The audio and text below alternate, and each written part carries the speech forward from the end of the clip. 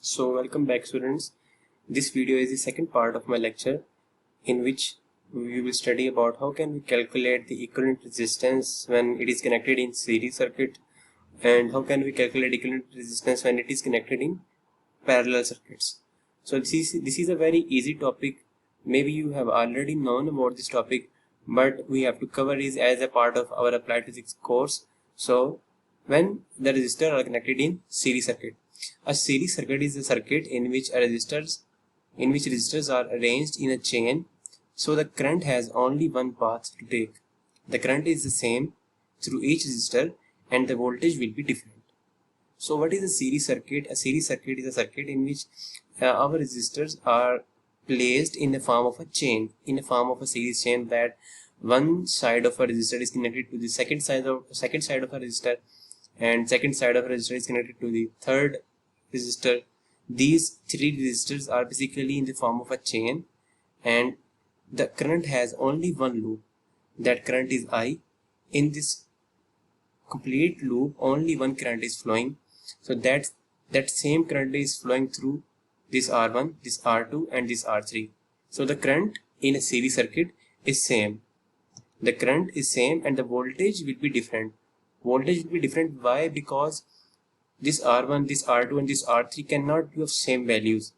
When there are different values, different resistors, then each resistor will drop different value of voltage. So in a series circuit, you have to remember this thing, that in a series circuit, current will be same and the voltage will be different in the series circuit. So the total resistance of the circuit is calculated by simply adding the resistance of individual resistors.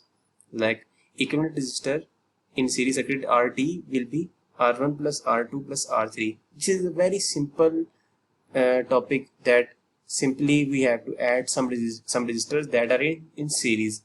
Things will be changed when our resistors will be connected in the form of parallel circuits. So here in parallel circuits, a parallel circuit is a circuit in which resistors are arranged with their heads connected together and their tails connected together. So we have now different resistors that are connected with the same head. Their heads are connected at the same point and their tails are connected at the same point.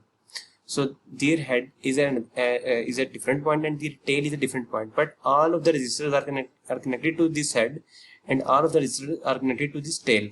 Like in this picture, you can see these three resistors now, R1, R2, R3, are in parallel. Their head is there at this point and their tail is here at this point. So now if we have these resistors in parallel, now our current, that I, will be divided in three currents, I1, I2, I3. As we have different loops, so our current of every loop will be different. So here we can see the current in parallel circuit breaks up with some flowing along parallel branch and recombine when the branch meets again. So here our current I is basically breaks up the circuit. The current in parallel circuit it breaks up here in I1, I2, and I3 form, and it is connected at this point where our tail is. So at the tail, these three currents are again combined. So this input current I and this output current I are same, but this I1, I2, and I3, these three currents are derived from this I, when this I is divided in this I1, I2, I3 at this point. So here the current in parallel circuit breaks up with some flowing along each parallel branch and recombine when the branch meets again. So the voltage across each resistor is in the parallel is same. So here is another important thing, like in series circuit, we can see in series circuit our current is same in this loop. In this R1, R2, R3, our current is same, that is I, but the resistor, each resistor drops different voltage. This R1 has different voltage, this R2 has different voltage, and this R3 has different voltage. So in series the current is same and the voltage is different. But in the case of parallel, our current is divided. Our current is not same, current is different now. This I1, I2, I3 is different, but the voltage of this R1, R2, R3 will be the same. Why the voltage will be the same? If we have here a larger R, a larger resistance, then this current will be smaller. So larger R will drive smaller current. A medium resistance can have a medium current, and this small resistance will drive a larger current. So overall, the current and the resistance will produce equal voltage in these three resistance. So the voltage in parallel will be the same. So here the total resistance total resistance of a set of resistors in parallel is found by adding the reciprocals of resistance value, then taking the reciprocal of the total. Okay, so in the case of series, we simply add these three resistances, R1 plus R2 plus R3. Simply we add them in series circuit. But in parallel circuit, how can we add them? We can add them by taking their reciprocals. This R1, its reciprocal is 1 over R1, R2's reciprocal is 1 over R2, and R3's reciprocal is 1 over R3. Now this 1 over R1, 1 over R2, 1 over R3, when we add these three terms, it will give us our 1 over RT. This 1 over RT is the total resistance. So 1 over RT will be, somehow it will be a value that like 1 over RT is equal to 1 over 7. So RT will be 7. So if I say that 1 over RT is equal to 8, then RT is equal to 1 over 8. So you have to just understand this thing when you will find these when you will calculate the resistance. Then you can have you can understand it more clearly when you will perform it in written numericals. So in the case of capacitors, when we add, now we have three capacitors in series. Capacitor doesn't behave just like the resistor. Like this in series circuit, this resistor R1, R2, R3 was simply added, but not these capacitors will not be added like resistors in this case. Why? We study here. When capacitors in series, then when capacitors are in series, then all have same current flowing through them, IT, that will be equal to I1, I2. Okay, it is the same thing, that the capacitors are in series and one single current is passing from all of these three capacitors. That single current we have just given here the name IT, that is equal to I1, I2, I3. Basically this I1 is the current of this capacitor, I2 is the current of this capacitor, and I3 is the current of this capacitor. But as long as these three capacitors are connected in series, so the total current is same, that is IT. So because of that same current, each capacitor will store the same amount of electrical charge, that is Q, on its plates regardless of its capacitance. Okay, so if we have three different capacitors of three different values, but they are connected in series, then one current is passing, one equal current is passing through the same all of these three capacitors, and that current will produce same charge on this capacitor, and this capacitor. So that same charge I have just given here the name of QT, that is equal to Q1, Q2, Q3. You just have to understand why the charge is same, because three capacitors are connected in series and same current is passing through all of these three capacitors, and because of that same current, the charge Q1, Q2, Q3 are same.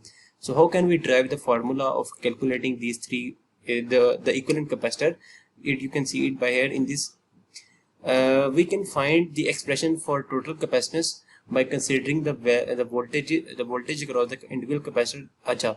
The value, the formula of voltage of a capacitor, that is basically this equation, like Q is equal to CV, and according to this equation, by using this equation we will find the value of capacitance and the value of the voltages, that is just given here. We can find an expression for the total capacitance by considering the voltages. Okay, for finding capacitance, first we have to consider the case of the voltages. So the total voltage VAB, that is divided to VC1, VC2, VC3. This VC1 is the voltage of first capacitor, VC2 is the voltage of second capacitor, and VC3 is the voltage of third capacitor. So according to this formula, Q is equal to CV. What will be the value of V? V will be equal to this, C is multiplying here and it will be divided here at this side. So V is equal to Q by C. So VC1, the voltage of capacitor 1, will be equal to QT divided by C1. VC2 will be equal to QT divided by C2, and VC3 will be equal to QT divided by C3. So QT divided by C1, QT by C2, QT by C3, these are the three voltages of these three capacitors. So we just put the value of this VC1, VC2, VC3 here in this equation, and this equation will become this VAB total voltage will be equal to QT by CT, QT by C1, QT by C2, QT by C3. So these are the three values that are here at the place of VC1, VC2, VC3. So total charge divided by total capacitance is equal to total charge by C1, total charge by C2, total charge by C3. So this QT, QT, QT will be cancelled. Left side of QT and the right side of QT will be cancelled. We will just divide whole equation from QT, and this equation will become 1 by CT is equal to 1 by C1 plus 1 by C2 plus 1 by C3. That is basically your equivalent capacitance CT. So you have just seen here the capacitors in series behave like capacitors, behave like resistors in parallel. Like these resistors were simply added like R1, R2, R3 in series, but in parallel these resistors were become 1 over R1, 1 over R2, 1 over R3. Now when capacitor is in series, capacitor is added like 1 over C1 plus 1 over C2 plus 1 over C3. That's why I have just told you here that capacitors in series will behave like resistors in parallel. So what will behave when capacitors are in parallel circuits? When capacitors are in parallel circuits with the voltage applied, then total capacitance is easier to find. In series case, to find out the equivalent capacitance, we first note that voltage across each capacitor is V, that is same. Okay, so now when our three capacitors are in parallel case, so we know that in parallel the voltage remains equal, and in series the current remains equal.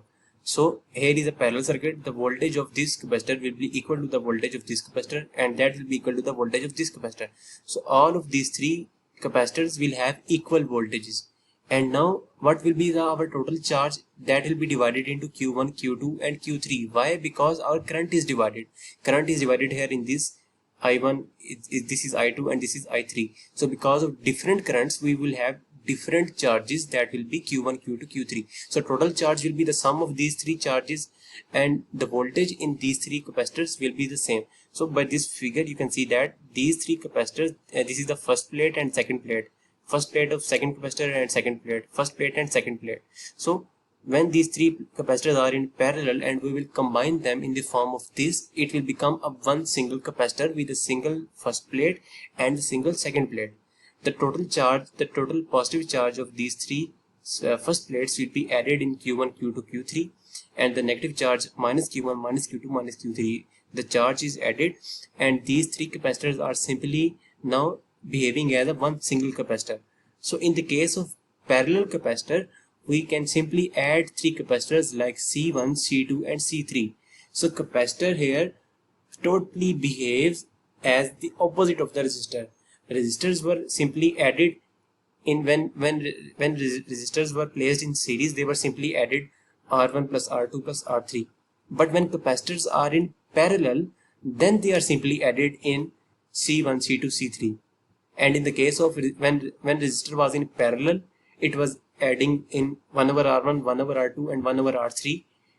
When the capacitors are in series, then they are adding like these resistors. So the case of capacitor and the resistor are totally inverse of each other.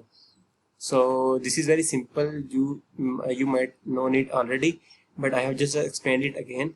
So there are some tasks that you have to complete these tasks in your report. This task 1, you have to calculate the equivalent resistance of this circuit. This R1, R2, R3 and R4 is given.